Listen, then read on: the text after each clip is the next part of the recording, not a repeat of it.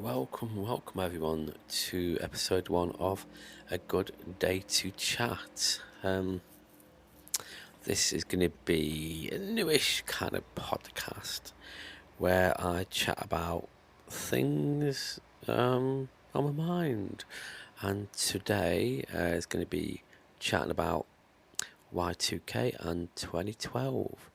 The predictions that never happened, blah blah blah, just for something to talk about. So Y2K, wow, I know if you're old enough to realise this was 24 years ago.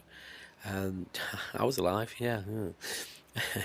Right then, if you had a computer before then, the the dates and stuff was set in a way that if the year reached 2000, it would revert back to 1900, because the computers in them days, they didn't know, they'll last that long, was probably. I don't know the full reason for that. I think it's the way it's programmed. So people naturally thought that when the year 2000 come along, when it hit midnight, the computers would crash and go wrong, and things all over the world, planes would start falling out of the sky. A bit of exaggeration. Nuclear bombs would go off because the computers would reset themselves or just do silly things. That's where the Y2K came from, the year 2000. Yeah, I remember sitting there on New Year's Eve, thinking, "Oh no, what's going to happen?" People were going, "Oh no, it's the end of the world," and then of course, when you wait for the New Year to happen here in UK, the first country to enter the year 2000 was Australia. And you're waiting and thinking, okay, what's going to happen to Australia? They hit New Year, nothing happened, nothing at all happened, not as far as we know of. And okay, then the next country come along, and then it got to us, and it's like, well, no planes are falling out of the sky, the fireworks are still going off, Big Ben's still chiming, things are happening. My computer at the time was okay, no problems, and it was just one of them things where it's like, oh, okay. So the whole world was preparing itself for disaster, well, in this strange little way, and nothing happened. So there you go, that was Y2K, the bug that never happens. It's a strange year to live in, though. But then, a year later, 9/11 happened, which was upsetting. But that's got nothing to do with Y2K. But yeah, I mean, we've lived through quite a few of these kind of like predictions of things happening, blah blah blah, and yeah, it just literally you learn to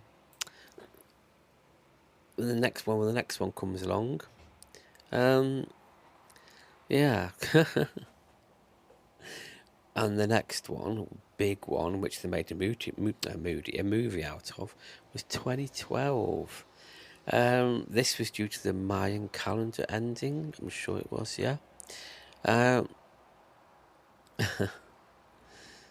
yeah, it's classed here as the end of the world or the end of human civilization.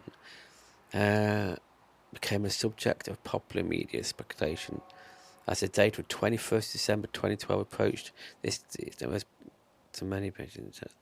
Yeah, I think it was hyped up a lot with the movie and life. It's. I mean, I don't know what other predictions there are in this crazy world of ours, you know what I mean? But when these kind of things happen, you do, in the back of your mind, you think this isn't going to happen, but you're thinking, damn, what would if we did? But, deep down, I think your mind goes through a state of fight or flight.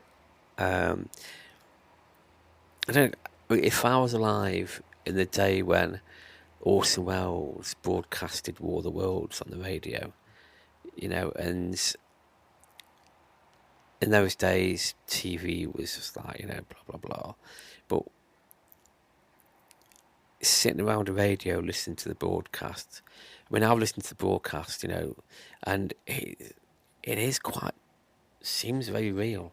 If I was sitting at home, right, in them days, and then listening to that broadcast saying the Martians, blah blah blah, the comet hitting the Earth, and then the creatures coming out of it and destroying, I would be shitting myself. Really, come off it. I'd be looking out my window, expecting flames and the red sky and waiting for beams of light everywhere. You know what I mean? And I mean, how many of the percentage of people fell for it? Even though it does state that this is a drama, this isn't real. But if you miss the first few minutes, you're not going to hear that, are you? Then at the end, it explains it was a drama. I mean, blooming heck. I mean, this wouldn't fall for this day and age because you got the internet, you got everything. So you know for definite you couldn't fall for something like that. But why did Y2K in 2012 feel like it could be real? It was madness. It's nice to know that Hollywood, made it worse by bringing the film out. But I don't know. I mean, do you know any predictions that are coming up? Do you know anything like that? I just don't know.